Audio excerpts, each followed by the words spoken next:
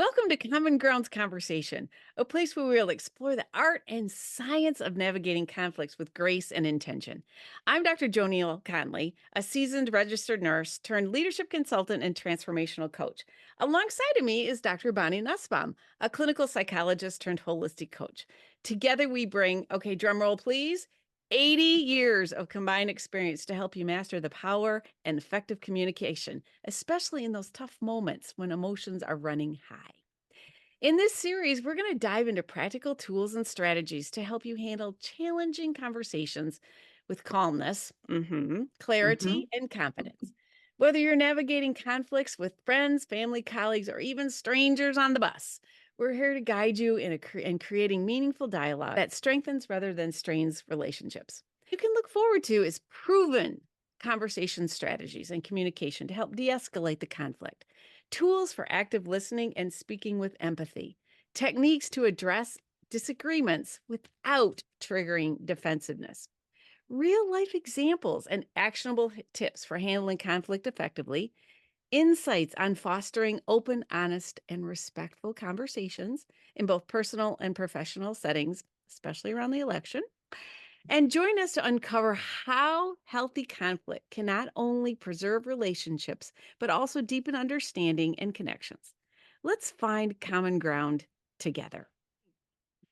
When people are behaving in ways, we make judgments on their behavior Mhm. instead of saying, Mhm. wonder what, being curious. What might Yes, what might be possibly going on here? might I can tell you a beautiful story about that. So a friend of mine, she's very um psychically connected, and she went with a friend to a doctor appointment at an outpatient clinic, and she's sitting there and she's listening to um the nurse who's at the desk. It was a small clinic, so there wasn't like reception and yeah. nursing and whatever. And this woman is being pretty bitchy with Yeah. people who are coming in, with people on the phone, blah, blah, blah. And my person is like, I don't like her. And she has a habit of taking with her these little coins that have angels on them. She buys them at a Oh, store locally. And when she sees someone who needs it, she gives it to them. yeah. Well, she got up to leave because her friend came out from her appointment and she got the hit. Go give her the coin. Mhm. I'm not giving her the coin. Go give her the coin. No, I'm not giving, she's a bitch. I'm not giving her the Go give her the coin. And she went to leave and her feet wouldn't move. Oh, wow. Her angels weren't going to let her leave until she gave this nurse Love the it. coin. Yeah. So she walked up begrudgingly and held it out like this. And the woman opened her hand and she dropped it in her hand. And the woman burst into tears. Sure she did. And she said, "You have no idea what this means to me today. My mom died last week. My dad has Alzheimer's. He's home alone at the moment. I'm trying to figure out where we're going to place him, blah, blah, blah. Nobody needs this more than me today." Oh, I'm gonna cry. Yeah, yeah. Yeah. When you feel that Answer pull, answer the call. answer the call. Answer Answer the call. Yeah. answer the call. When I did my 10 years of traveling, I saw a lot of people in airports, and I saw a lot of poor gate agents who were abused and beaten and all this, and I can Mhm. remember standing in a line. It was an ice storm in Philadelphia. This woman was screaming because her kid wasn't gonna be able to be in the Disney bike race. Well, it's a freaking ice storm, and when it got to me, I had a bottle of Tylenol, and I sat it up on the counter just as an acknowledgement to this poor gate Mhm. agent, and Mhm. this goes back to this acknowledgement that we're all human, Yes. that we're Yes. and we're You know, all when someone screws up driving, do you oh, flip them off and act like a jerk, or do you go, yeah, because we all do it? yeah, Sorry. I do, yes. Now, Yes. I've not cured my dearly beloved of that kind of a thing, and I'll say to him, "Now, I'm certain that that driver got up this morning and said, 'I am gonna piss off Bob Conley.' I'm sure he did," and he said, it's like, "He Mhm. didn't, he's driving," He screwed up, he you screwed up. know? We don't know what buttons, we all got this Other people have, right? button Yep. pad kind of thing. Now, there are some people who know what our buttons are and who are gonna deliberately Take push it. unholy joy in pressing them. I have a theory that I call it the vending machine theory. So here we are, we're the vending machine, we've got our buttons, right? And they come up and they put their money in and they push the button and they get the response. And then they go away. And then they come up and they put the money in and then they push the button and they get the response. Yeah. So what happens? when we have actually done some of our hard work and Yes. our healing, and they come up and they put the money in and they push the button and nothing happens. Do they walk away? Mm, No. they They make punch the button, they shake the coin return, they rattle the machine. They're going to escalate for a mhm, period of time to see if they can pop you back into the old behavior. mhm. As you stay calm, eventually they'll let it go. They may then come back periodically to see, I wonder if that's wires hooked up again. Let's Yeah, see. Yeah. yeah. And I have a tool called the Meanness Matrix. We can put that in the show notes too because Awesome. it there are people that are rude, there are people that are bullies, and there are people that are narcissists. And then the other axis is there's people that really don't matter. Now, I say they matter to Jesus, they just don't matter to me. And then there's people that matter a bit, and there's people that matter a lot. So if you're looking at somebody who's rude and they don't matter a lot, that's the smile and nod. But there are people that are rude that really do matter, that are your loved ones and all of that. And what are some of those strategies that you would use? Hmm. Because the bully, and the distinction between somebody who's rude and somebody who's a bully is the bully is intentional. Hmm. The bully is Hmm. intentionally doing something to you, and they still follow in the don't matter, matter a bit, matter a lot. And then you have the narcissists, and those every family and they now call it more narcissistic personality versus true narcissism. There's all sorts of stuff that's gone on, but those people just ain't never going to change. And here's the thing with both of those categories, hurt people hurt people. Yes. So bullies, there's a reason why they behave the way they behave. You may never know what that reason is, but isn't it interesting that oftentimes when somebody stands up to a bully, they end up being a sniveling little pile of Mm-hmm. whatever. Mm-hmm. It's a facade. It Sure it is. cracks. Yes. Sure it is. And with the narcissist, it used to be called the narcissistic wound. There was a Oh, reason that word wound was oh, on there. okay. You don't just come down the chute a That's a narcissist. narcissist. Sure. That's not how that happens. No, Mm-hmm. it's a Mm-hmm. wound, and it's a deep wound because that's all in the Axis 2 stuff, the way psychologists and psychiatrists parse this stuff out, Sure.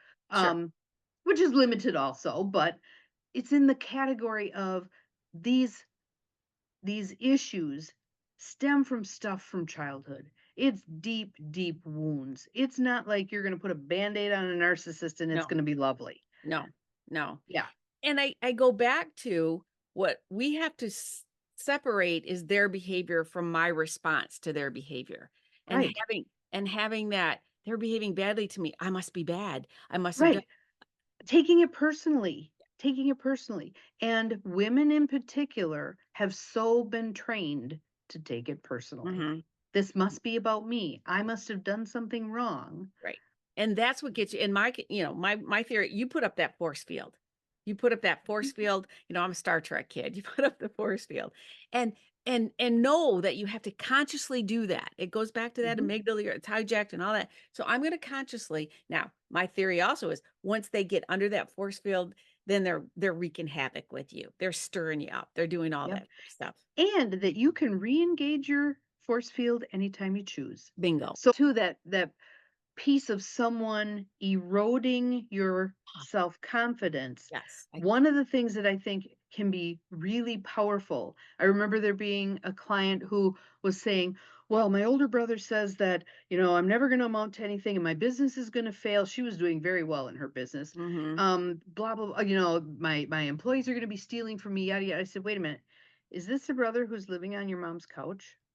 Yes. Yes. Yes. It like blew the blinders off of her Yes. because we don't see accurately. No. We've got I call them the shit color glasses. We've Yeah. got these shit color glasses on, and it's not like we're aiming for rose colored glasses. We don't need to distort that way either. But how about some clear lenses? Mhm. Wouldn't that be helpful? Mhm. What's the reality of this? Having this understanding of ourselves, our own mindset, and what we've got going in, and how does that interact with what they've got coming out? Or Right. And how well are we doing at filling our tank Ah, and asking others to help us fill our tank so that we aren't coming depleted to these kinds of circumstances where then we are going to make sure we get our needs met. yeah, yeah. I think that's key. What you just said, I think for separate and apart from what we're talking about, just globally speaking, Yes. this addiction to the phones and all the things and not sleeping and eating and all And the how much people don't feel heard. mhm, They don't, I mean, even watching our, I mean, sure, we're going to do it. Absolutely. I think I actually just did it. The interruptions, the not hearing someone through to the end of what they have to say mhm, and listening to understand instead of listening to retort. yeah. And Yeah. I do that with my husband. I don't with Bob all the time. I've already answered his sentence before, and it aggravates the living bejeebers out of him. And Mhm. and Mhm. he'll just stop communicating when I do that. And so that's a conscious act on my part, which is really hard Yep. because Yep. my Yep. Yep. my brain has gone 4 different levels to where he's not even there, kind of a thing. No, no, right. Yeah. And sometimes, especially what I found doing marital therapy was couples are the worst Mhm. because, and especially couples that have been married a long time, because they're so sure they know exactly what their person is going to say, Oh, and they can be wrong. yeah. They can be wrong. I'll tell you something that happened with us over the weekend is that, my ex-husband, my daughter brought me boxes full of photo albums from the early on in our marriage. And we brought him home and he's fussing about these photo albums and blah, blah, blah. And at the moment I wanted to go, these are my memories. I want to have them. But instead I said, I'm gonna wait. And so the next day, I said to him, I go, I know you didn't want to take those memories away from me, but what was going on with you? He goes, they were freaking heavy. But do you see how I had jumped to, these are It's my about the memories. meaning of these things instead of a physical, these are heavy and it's a pain in the butt to move them. They were heavy. They were like, but we're talking remember the photo albums where you would peel it back and stick the pictures Oh, in? yes. Oh, Those things yes. weighed a ton. Uh-huh. But I think Yes. and I not think, I know that having paused for a minute rather than Made a huge difference. gosh, oh my gosh. Mhm. And knowing that my amygdala was like riled up because Right. and he's got animosity toward the ex-husband and all that kind. So I had jumped to that's where he was at. He's just mad because this is nowhere's near. They were just freaking heavy. Okay. So, and I Yes. And so to learn, for us to learn to check that stuff out, I'm wondering if you're thinking instead of making the assumption. because I think that goes back to we're always looking for the answer outside. We're Right. looking for the Mhm. answer. And I made this commitment. I had stacks of, get a lead magnet. Oh, learn how to do this and learn how to do that. And I've come to Mhm. this place, and I think this is important for the conversation, is that I need to listen to me. Yes. What is my inner Yes. me saying? And if I don't know the answer, I now have surrounded myself with the right people that if it's a technical thing, I've got those folks. But I actually Right. want to trust and I'm not that bad at that. It's not that I'm terrible, but But interesting, go back to that statement that you just made. The first part where it was something along the lines of, when I don't know something, people take advantage of me. What a belief. What a belief. yeah, yeah. Yeah. When you don't know what you don't know. And I Right. think, But and the assumption though that people are going to take advantage. Some people do. yes, yes, Absolutely some people do. for sure. But there are also those people who go, you don't need all that crap. Don't buy into that. Don't listen to that.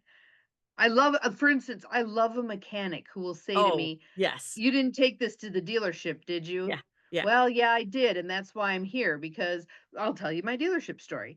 So I take the car in, and I know it's just the damn pipe yeah, between the catalytic converter and the muffler. yes, $3600. They want to replace the whole system. yeah. So I go to the mechanic down the Up street, and he goes, uptown. no, $75 will replace just that section. It'll go for a while yet, blah, blah, blah. And I'm like, yeah, Yeah. But in this situation, so this my new website isn't talking to the various and sundry things. And the fellow said to me, "Okay, I can fix it. Did you have this hosted somewhere else?" I went, "I don't know. I don't know." And that's where I think that goes back to that blind trust. I said, "Okay, they must have known." Instead of saying, "Teach me how to do it and teach Yes. me How do I figure this out? and Yes. what are the right questions to ask?" And so I think Right. that's part of this learning process of knowing, and it goes back to that intuitive, you get an intuitive hit where I think I need to find out more. I need to ask more. I need to Yes. And step honor that hit. that's Yes. and Honor that that hit. and I think that ties into what we're talking about is that when we're in conversation with folks, and I'm going to use in conversation, when we're in conversation and we hear, but when we hear, then I Mhm. think we need to heed that and Yes. and Yes. go into And then discern, figure out, do I want and need to address this? Or do I just need to tuck that in my memory bank in terms of having a relationship with this particular person? right, right. Love it. Folks, subscribe, Yes. watch for us. We got more coming. All Yeah. right. Bye.